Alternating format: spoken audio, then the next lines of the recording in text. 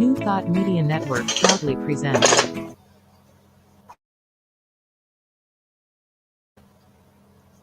New Thought Media Network proudly presents Lindsay Leimbach, Practicing Infinite Possibilities, Fridays at 10 a.m. Mountain Time, 9 a.m. Pacific.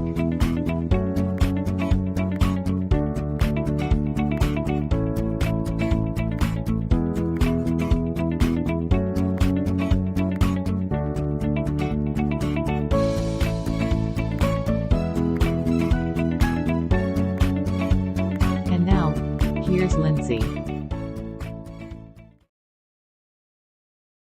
Morning and good morning, Kevin. Kevin gave me a shout out and said hi and then said start the show. And I'm sitting here hitting the button and I double clicked it. But welcome to PIP, Practicing Infinite Possibilities. So it's the morning in California. If you're on the East Coast, saying shout out to my mom and dad and my other friends on the East Coast, which would be lunch. And maybe you're seeing this on tape. So what are we going to dive into today? Let me have a sip of coffee. Everyone, let's have a sip. Cheers. I want to dive into the holidays. I really want to go there. So today we're going to dive into mindful eating. Okay. And what is mindful eating and how can it help you during the holidays so you can actually eat and have a really good time and not feel like danger, I can't eat, but if I eat too much, I'm going to get huge. So we're going to go there. And next week, we're also going to go into the celebration of the holiday season. Now it being November 3rd, we really entered it. We just made it through Halloween. So happy Halloween, everyone. And now our next big adventure is Thanksgiving. So I put my buddy up here to bring you guys some silly joy. I love November. I do. It starts getting colder and you get to put out your sweaters. I got my leaf shirt on. And November is about giving to me. I'd like to think that I have a giving heart all the time. And November really brings it out. And so when you start talking about gratitude and giving and kindness, people are very receptive to it because they, in our Western culture, November is shaped around that. So when you start going, happy Thanksgiving, or, what are you grateful for this month? People aren't like, why are you saying that? I mean, I say that all the time, but the whole society is open to that possibility. And today I was walking my dogs and I ran to a friend of mine. I said, what are you going to do this weekend? And he said, stay away from people. I went, oh, that's not good. If that is your answer, it's like, wow, what are you thinking about? What are you putting out? That comment, I really like the person very much, but that comment is like putting his hand up against me. You don't realize, but what you think about and then you say, you create. So I leaned into his hand and I said, wow, well, can we think of something positive we're going to do this weekend? He's like, well, it's a holiday season. And now here we go. And I thought, wow, oh my gosh, I've got to do PIP about this because his mindset walking into the holiday season is that it is trouble. And what you think about, you bring about what you put in your mind. If you think that the holiday season is going to be trouble and that it's going to be bickering for families and a lot of expenses and a lot of extra obligation and so forth, then every time you see that it's validated, you will then say, see, and you keep your energy in that negative flow, and that negative flow then pushes people away like myself who really love the holiday season and am embraced and excited to see him. He's saying, no, I'm not joining you. Now, I honestly really love this guy. I think he's an awesome guy. But he has some kind of mindset from past situations in which he's projecting his past stories into his present moment. And you could say, well, maybe his family and his friends or especially when it comes to the holidays, his family is putting that on them. But He is the one who's accepting their story, receiving their story, amplifying their story, validating their story, and then allowing that story to be his story. And therefore, he is creating his present moment of being unhappy. This is a choice. The universe gives us incredible amounts of choosing. And that's why I call the show The Infinite Possibilities, PIP, Practicing Infinite Possibilities. If the possibility of your mindset that you don't like at this moment is negative, especially when it comes to the holidays, then what you need to do is change your mindset. I cannot change the society as a whole, but I can change who I am and how I step up into the collective consciousness of the world. And I don't have to take on the collective consciousness of my family or my friends or my neighborhood or my religion. I get to choose. Now, maybe you want to. Maybe it's wonderful. Maybe it's something you celebrate. Then embrace it and know that you're taking in the collective consciousness of something good, but own it. Own it as choice, because that is where you have your power to create, is in choice, right? So I just wanted to give that. So we're going to dive into that even more next week. This week, I want to just give a shout out to my dad. He sent me, I tell you all that I like hearts, and he sent me this from Florida. Do you see they're making a heart? Isn't that so sweet? See, when my dad saw that, that is the collective, that is his choice of wiring and programming himself to see hearts, to see good. This is what we can do today during the holidays, during November, December, during January, February, March, April. We have to remember that it's a daily choice. Every morning you wake up and you choose. What did you choose this morning? Well, you chose to come on to PIP. That itself is doing the programming, saying to yourself that I am calling forth the universe to give me the power to have infinite possibilities, and I get to choose good. I get to choose good. So let me get to my banners, because I put this up in the past and I thought it was so good. I saw it today.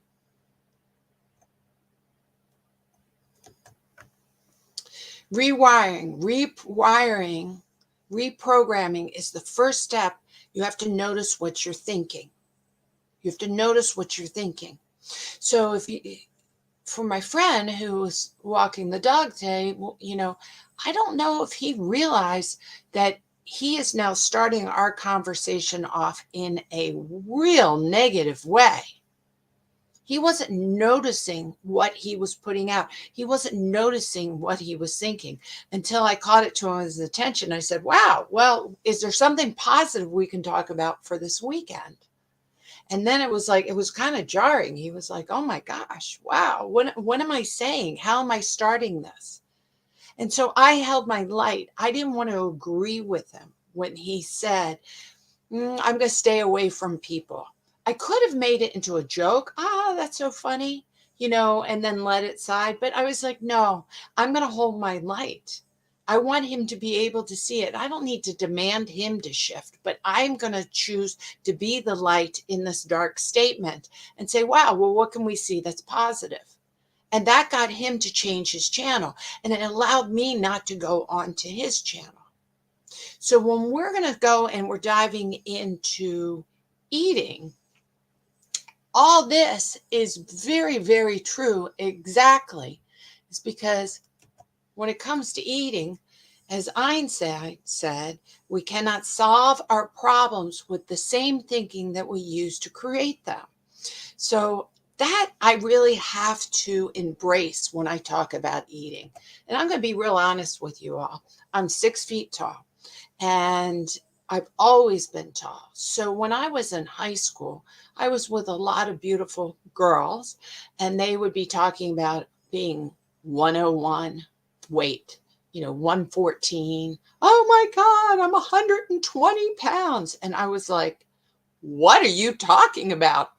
The skinniest I've ever been is probably 148. And that's when I was, really skinny. And then when I got older and when I got pregnant, so I went from like 148, 150 to almost 200 pounds. I did gain a lot. But I'm 6 feet tall. I keep saying that. And that's a lot of weight. And so I was like, I was embarrassed. I was embarrassed even when I was skinny to say how much I weighed, because in our culture, we're meant to be somewhere like 120, 105. I don't think I was that since I was 5 years old. So that I really had to start accepting that I march at a different drummer when it comes to weight, and I cannot compare myself. So when we're talking about mindful eating, the first thing is that we have to start knowing ourselves. So knowledge. What is your body type? What is your body structure? How old are you? How tall are you? Right? What is really going on? And when we get knowledge also about nutrition and, how many calories, how many calories does a lifesaver have? How many calories does a slice of cheese have? How much does a teaspoon of peanut butter have? They all have different calories. To understand the knowledge of what's going on, what is nutritious, what goes through your body, what actually hurts your digestion, things like that. And then take it into personal wisdom for yourself. What I personally can eat now is way different than what I could eat when I was in my 20s. In my 20s, I could drink beer, eat pretzels, have pizza. Yeah, I gained some weight, but not much. Now, if I drank beer, ate pretzels, and had pizza, I'd be back to 200 pounds in no time, because I'm 56, almost 57. My digestive system has slowed down. So not only has my activity level since I was young slowed down, my digestive system is slowed down. So it's a double whammy. So if I ate like I used to eat, even when I used to eat not much, but I ate all that cheese I used to eat, I would blow up. The other thing is I have to also understand is having the knowledge, the wisdom, and then the insight. How does food actually work with me? I know that I need to drink a lot of water, but I can't drink a lot of water at night because then I'll stay up all night going to the bathroom. So the insight is still to drink water, but to drink it more in the morning, right? More in the afternoon, and stop drinking a lot of water at 4. That's insight for me. It's wisdom, it's insight. And then it shows me the actions. So we have to not evaluate ourselves against someone else. Because one diet works for them does not mean that diet's going to work for me. I actually believed, and that I was on a bagel diet. Can you believe this? When I was like 25 years old, I'm on a bagel diet. I eat 3 bagels a day and then anything at dinner, and I lose weight. That's kind of crazy stuff. But it worked for me because I was so active, and it really was about the calorie intake. Part of the knowledge is about 3,000 calories, if I remember right. And don't quote me, Google this, it equals 1 pound. So you have to eat 3,000 more calories than you burn to gain 1 pound. So if I burn 2,000 calories in a day, which is what the average person burns, but I know with my lack of exercise, I burn more like 1,600 calories, not very much. 17,600 calories in one day. And so if I eat 5,000 in one day, I'm going to gain a pound. That's the way it works. Now, of course, I want you all, for me, if I go out for Chinese food, even if I don't eat a lot, but it has a lot of soy sauce in it, it has a lot of sodium in it, the next day it'll look like I gained 2 pounds because I have so much sodium, so I have so much water intake. These are things you need to know. This is mindfulness. Be in the present moment without judging it. I'm not cursed. I'm just me. And don't compare it with anything else. It's so important. So instead of all these crazy diets, I see myself as eating healthy. What is healthy for you, for your body type, for your age group, for your digestive system? Yeah, I'm gonna just go back to beer. I used to be able to drink a lot of beer and wine in my young ages. Not anymore. I barely drink at all anymore because I don't feel good the next day. I can't process the alcohol and the sugar like I used to. So I just don't. And I don't care if it's socially not what everyone else is doing. I don't want to feel bad the next day. I like to feel good. I like to have good skin. I like to look awake. And if I drink a glass of wine, then the next day I look like trash. People are like, oh my God. I'm like, I know. One glass of wine, and this is what happens. So the knowledge, the wisdom, and the insight for the action for you, that's the mindfulness when it comes to mindful eating. Now, there's a bigger part for that. It's also remember that some of the knowledge that we got when we were young is about eating is in our subconscious mind.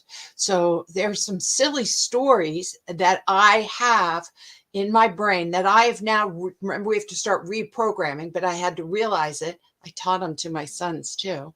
I said, if we're going to a buffet and the buffet costs $20, everyone has to eat at least $20 worth of food, and we add it all up. Who else has done that? No, if you're going to a buffet, you don't need to eat $20 worth of food, because $20 worth of food, especially at a buffet, it tends to be fried food, ice cream, things like that, heavy salad dressings. You're going to eat your 5,000 calories, and therefore you're going to gain a pound from that $120. I'll spend $20 on a diet, but then I go to a buffet and spend $20 and gain a pound? Doesn't make any sense. So that's the knowledge. What did I program in my brain? What did you put in there, and how are you acting it out? You have to realize these are subconscious things. Same idea when it comes to the holidays. Here's my turkey. When it comes to the holidays, what was your holidays and your birthdays, your Christmas, your Hanukkahs, your Thanksgiving meals like? My grandmother on my dad's side was such a good cook. And I do miss it. Oh, filled with butter. Oh my God. And sugars and really good meats and mashed potatoes and so good. So the ritual for that was for me to go to the Thanksgiving meal or go to the birthday meal, and we would get the biggest plate, and we had to eat everything on our plate and get seconds and have desserts until we felt sick. And my grandma would be so proud of us that we ate so much, so we were rewarded to eat until we felt sick. So I hate to say that's dad on the Leimbach. It's my father's side, the Leimbachs. The majority of them were extremely fat, obese. And a lot of it is that they didn't know. I mean, I guess you did know, but not like we know now how our digestive systems, but they were really, really heavy. And so eating a lot, nobody was talking about diets. It was an honor. It was a badge. It was respectful. And that was part of the culture. And my father, my mother, and myself, and my brother all had to break from that programming, because I have the DNA of my father, and I will put on weight like my grandmother. I mean, I get a double chin. I get very big. And during COVID, that happened to me. I mean, I didn't get as big as my grandma, but I was a good 20 pounds heavier than I am now. 20 pounds. And it was a lot. It was a lot. And right now, I'm kind of in my happy weight. And that's another thing that you have to know when it comes to mindful eating. What is your happy weight? Don't say it's one number. I already told you my range. So now 158 is my skinny. I mean, that's like bathing suit. That's the best I can be. And I'd say 162, happy. 165, that's about where I am. I'm like, thumbs up, but I feel like I could be a few pounds lighter, but I am very still happy. 168, still happy, but I know I'm getting there. 170, I need to cut it back. And that's kind of like the range I have, and I'll fall into that. But what is your range?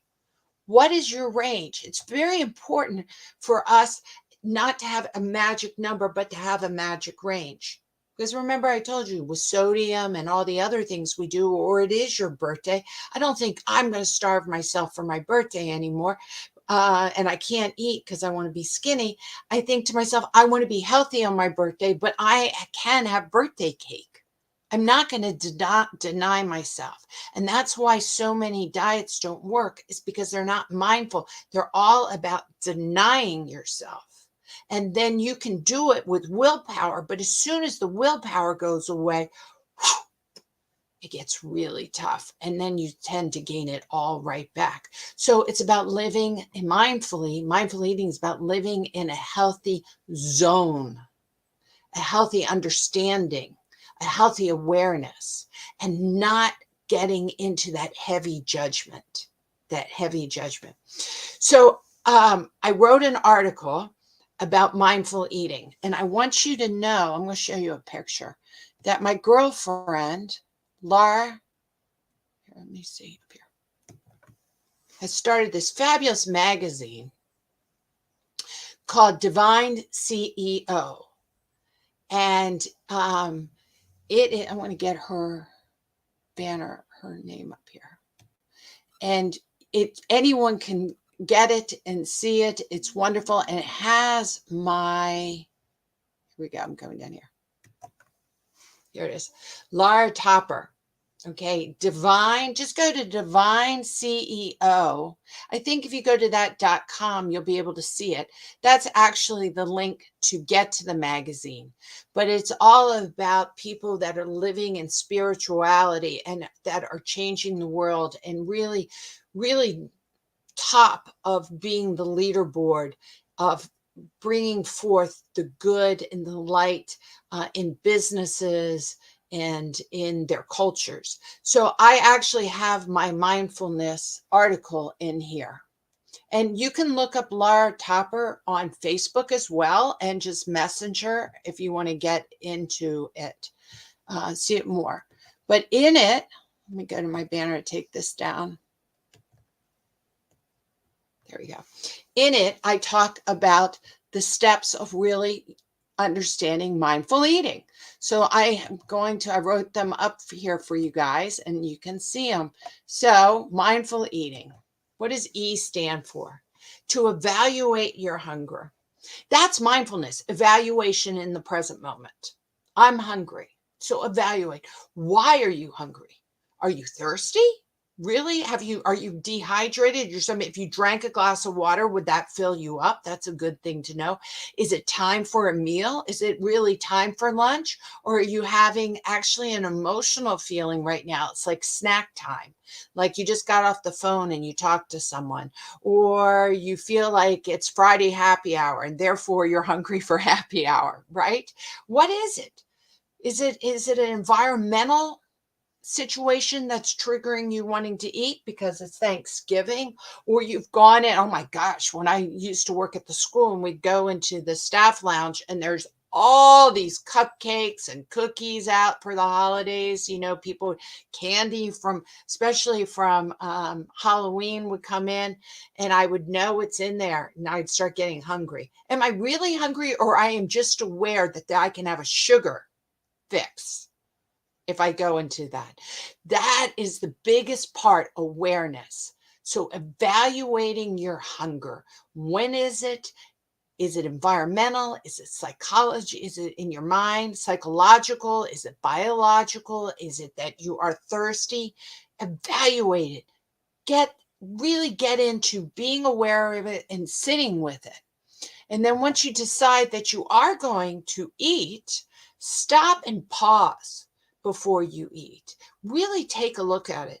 There's a lot of wonderful mindful eating videos. If you Google mindful eating videos, and I've done many meditations with just a raisin that blow people's mind, because we eat so fast.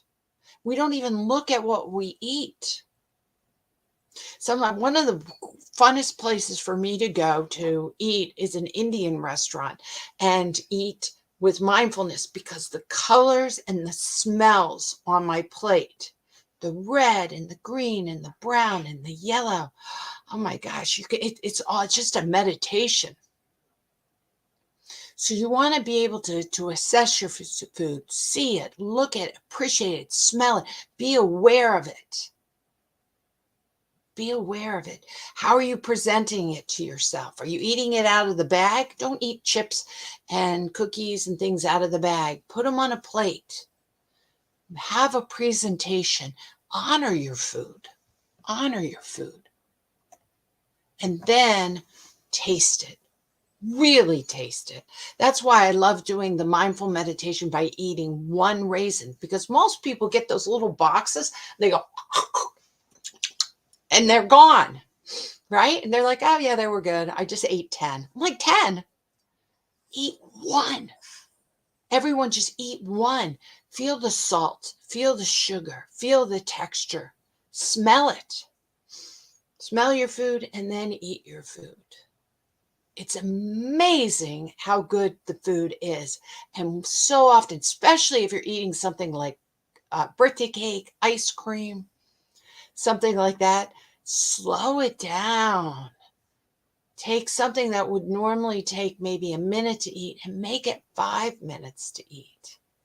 Really appreciate every single bite. It'll make you eat slower.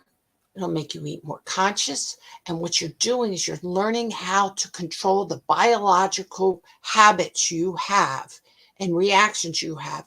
And you're using your higher consciousness in a habit that you have to do, which is eating. We all have to eat, but you're learning how to control your ability to eat and step it up to a higher level of consciousness. It is so cool. It's so cool. And then after you've eaten, investigate your hunger. Are you still hungry? That's not what we did when I ate at my grandmom's. We ate, we were not hungry. We ate more, we weren't hungry. We ate until we felt sick. Oh, that means it's dessert time. I mean, it was absolutely did not learn how to stop eating when I was not hungry anymore. So this is another reason why use smaller plates, smaller portions. Tell yourself, this is what you're going to eat. And if you want more, you will get up and serve yourself more. But don't put it all on the plate right away. That way you have a resting, a break. Allow your digestion to come in. Decide, is that enough? Do not just put everything and then eat until it's all gone, because you'll eat past being hungry. So really investigate it and see how it is going. Also investigate, how does it help you? And notice, that's the end. Notice how you feel. So I know, like I said, that if I eat a lot of sugar, the next day, I'm not going to feel so good. And I have also noticed if I eat a lot of carbohydrates the next day, I don't feel so good. I have kind of foggy brain. I'm just not like on fire. I can eat a little sugar. I can eat a little carbohydrates. But if I eat a lot, or if I drink alcohol the next day, it's just not so good. And I like feeling good. So I remind myself that. But it took me a while to figure that out.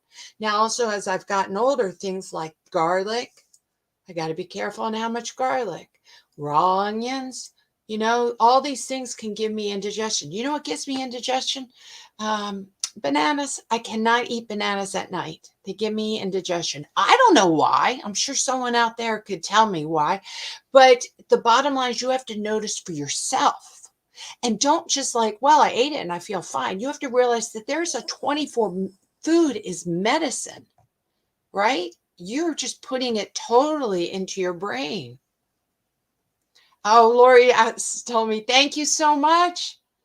I'm so glad that this is so helpful for you. Kevin and Lori, I really appreciate you giving me so many wonderful comments. Yeah, Lori says, I didn't learn how to stop eating when I was no longer hungry in my family either. I know. Well, in some of us, I have to say, not only did you not learn how to stop eating, you were commanded to finish everything on your plate or you were punished, right? You were guilted, right? Don't do it. Don't do it. Serve yourself less. That's the most important. Just be really noticed. Serve yourself less and give yourself permission to get seconds, right? That's a big way of starting to learn how to do that. Okay, and the last one for eating, if you've noticed, so we've done the EATIN, and then G is, of course, gratitude. And that's what we're going to say for Thanksgiving. I don't know if actually turkeys are grateful for Thanksgiving. Feel bad for my turkeys. But be grateful. Really be grateful for all the farmers that and the people that have harvested your food and have cleaned your food and packaged your food and brought it to the store. And you can even get thankful for the people who have made the roads and the cars for us to be able to get the food and the truck drivers to do the food. Thank you for even I like to thank the FDA to have some regulations so we could know that our food is hopefully safe to eat. You also want to be thankful for the people who serve in your food, who make your food, right? And then let's go to the universe for the sun and the rain and the soil and the miracle that one seed will make grapes that can be raisins, and another seed will make a tree that can be coconuts. I mean, gosh, the world is magnificent, just magnificent. So I hope that today I gave you some good mindful tips on mindful eating and some more understanding that we need to reprogram some old thinking we might carry from our families and our growing up that don't serve us anymore. Maybe that's the way it was done in the past. Let's not judge it as wrong. Let's just say it doesn't serve me now. And what brings out the best in me now? What brings in the best of me now? Drop the judgment, drop the comparison. Just work with yourself, work with your own information. Take care of this divine temple that we have been honored to hold our universal energy so we can be the light in a lot of darkness that's out there. That the light is our choice. And we want to feel good by eating well to be and take care of our body the best we possibly can. That is our personal responsibility. So look forward to seeing you next week. And we're going to talk about mindful holidays. I'll even talk a little bit like what mindful gifts and how to handle situations like that. It'll be fun. I enjoy it. I want to thank New Thought Media Network. Let's see, I'm going to put up their thing. Here it is. For having the show and allowing me to be here. I really do appreciate it. Happy holiday season, everyone. I love it and I love you. And remember, if you ever want to get in touch with me, you can go to centeredmoment.com. I'm not quite sure where that is. Oh, here it is on my banners. Here it is. I'd love to hear from you, or you can message me. Peace and blessings. And remember, keep practicing infinite possibilities because everyone has them in the universe and they have the ability, and it starts with you.